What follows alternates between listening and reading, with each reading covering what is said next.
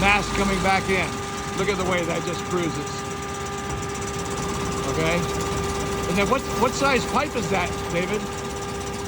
At the top there. 5-inch, like a heavy wall pipe. That's amazing. And then what keeps it aligned straight?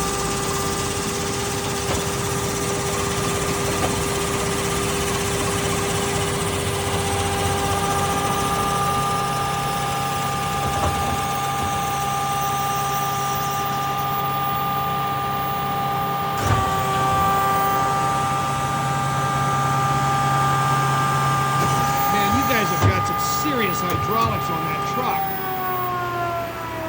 Wow. Wow, wow, wow, wow. Good job. Thank you.